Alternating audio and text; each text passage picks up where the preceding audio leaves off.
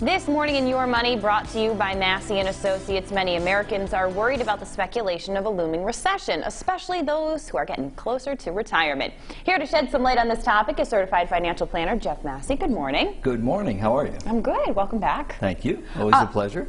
Happy to have you with us. When we think about retirement, I mean, there's a lot of factors to consider, but this is a big concern for those maybe nearing what they thought was the end of one chapter. Tell us about this big concern and why it looms heavily over them. Well, people are concerned about a potential looming recession, and is that going to rob them of their retirement? Yeah. Well, it doesn't have to. And the closer you are to retirement, the more important a recession becomes. Because if all of a sudden you lose your job, like a couple of years or a few years before retirement, that's like the last part of the sprint, so to speak, of the long marathon of working for all those years. So it's very difficult for a lot of people, frustrating. The big concern is your income in retirement, and you don't have to leave that hanging in the wind there. You can do certain things to structure income so that when you get to retirement, you can rely on that income for the rest of your life. So there are insurance contracts that you can buy that will guarantee income for the rest of your life, backed up by the financial strength and claims paying ability of the company. So it's important to kind of focus on that income. It is good to know that there are some options there. So where do we start? What would you say is like the first step in place if we're, if this is under consideration for us? There are 4 key areas that you want to start looking at. First, of course, is expenses.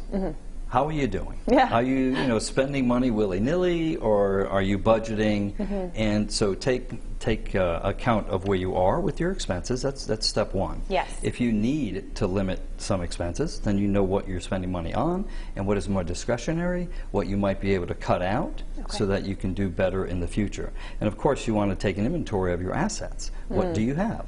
What's in place? How much are you saving? The best thing during a slowdown in the economy and the market like we have today is to continue investing. Because you're buying, as the market comes down, you're buying more shares for the same dollars that you're putting in. So when the market recovers, you kind of leapfrog because you have more shares in your account.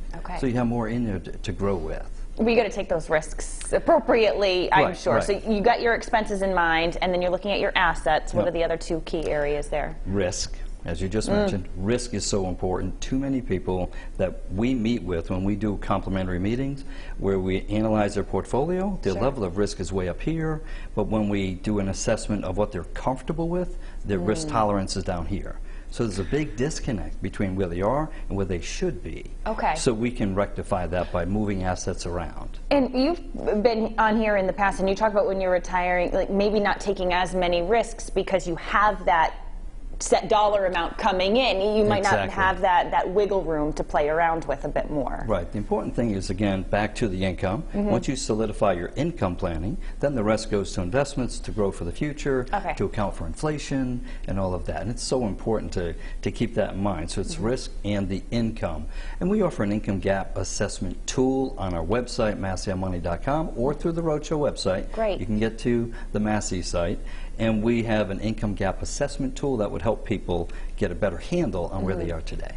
Is income part of that 3rd step with the risks? Like, are they tied together? So what would the 4th aspect be? Well, it was expenses, assets, your risk tolerance, and then your income gap assessment. It's just an overall kind of assessment tool. Where are we right now? Well, these are our expenses. These are the income that we know we have coming in, whether it's Social Security, if you're married, for his, for hers, is there a pension? And then there's a gap usually. And then what do you have in the way of assets that you can draw from to fill that gap? And that's the income gap assessment tool, which is like the final step. I can imagine it would be nice too if one half of a relationship, if you will, like a husband or wife, is retiring first, that they both go together, because then they might know, hey, in a couple of years when it's my turn, at least I'll have a better understanding of where to go from we here. basically require a husband and wife to come to meetings. And we don't charge for the meetings. Our rule is, look, if you can't make it, even if it's last minute, just reschedule. It is way too important.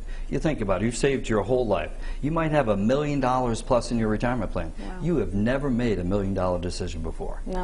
That's but true. you are now. So And- you need both in these meetings. It's very critical. Yeah, like you said, you've worked your whole life to get to this point, Exactly. and you want to enjoy it and do it Yeah. right. So listen to Jeff, all right? He's got you covered. Thanks so much for coming by again. Always a pleasure. Nice to see you. All right, this information was brought to you by Massey & Associates. If you want a link to their website, go to ours, roadshow.com.